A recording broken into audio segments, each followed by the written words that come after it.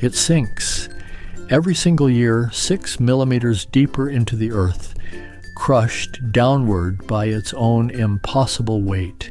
This is the heaviest building on the planet, and it was built by a dictator who wanted to remake his country in the image of Pyongyang. Atop Dealul Spirea's Hill in Bucharest, Romania, a colossal structure anchors the western end of a 3.5-kilometer boulevard. From the air, it dwarfs everything around it. Nothing in this city, perhaps nothing in the world, prepares you for the sheer mass of what you are seeing. The Palace of the Parliament stands 84 meters tall and plunges 92 meters underground.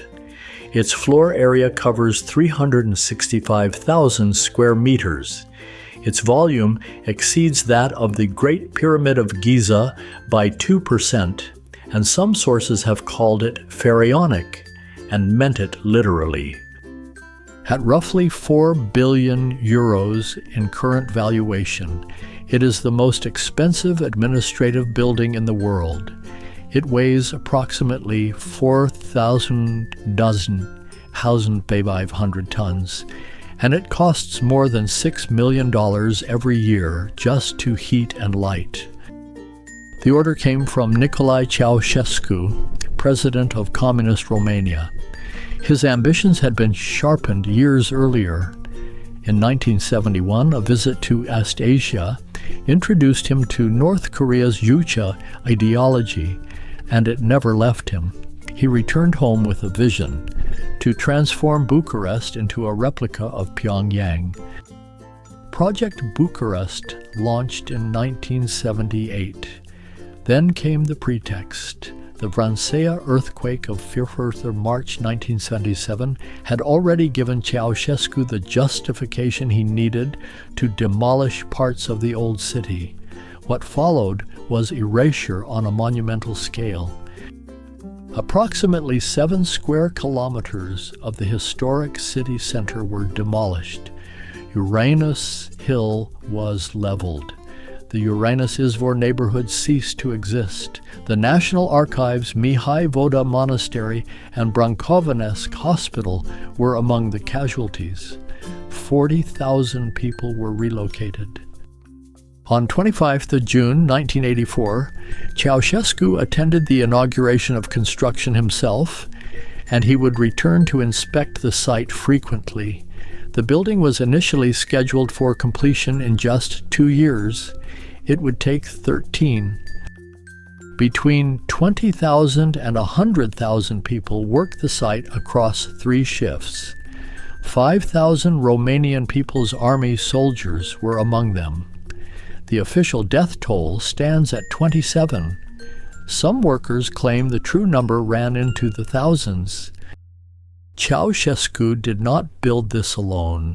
He chose a young woman named Anca Petrescu, appointed chief architect at just 28 years old after winning the design contest.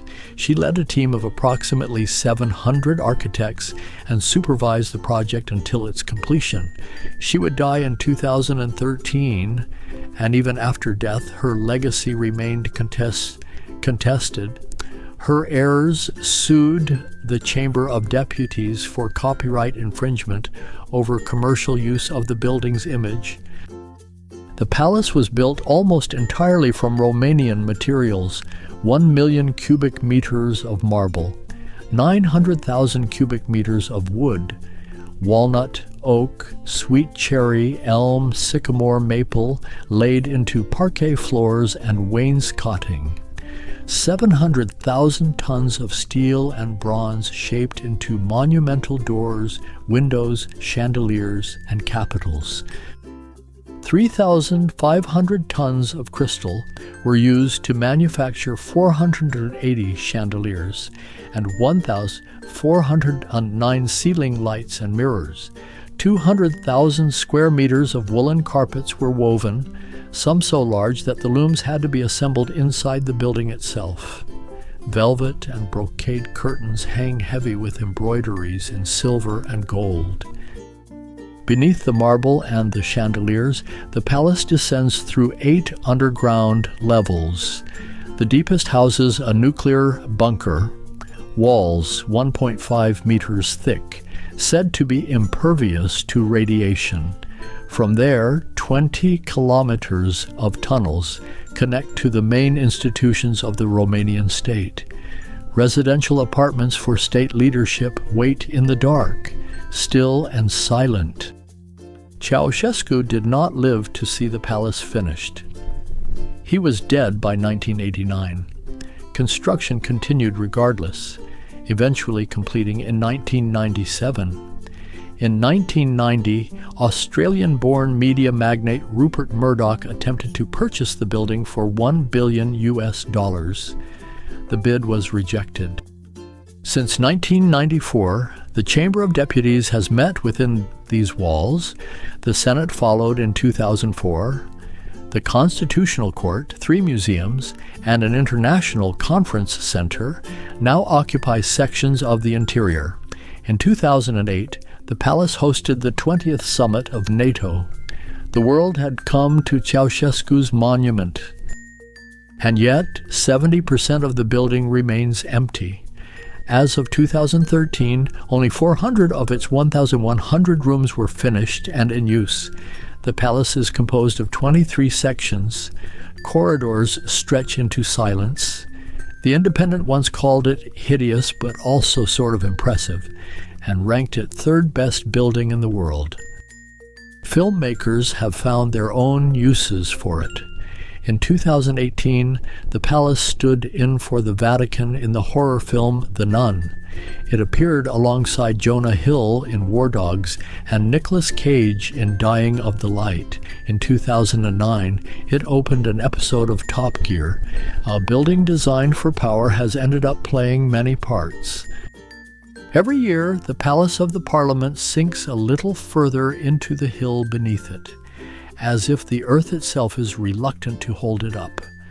It was born from ideology and destruction, raised by tens of thousands of hands, and finished long after its creator was gone. It is the largest civilian administrative building in the world.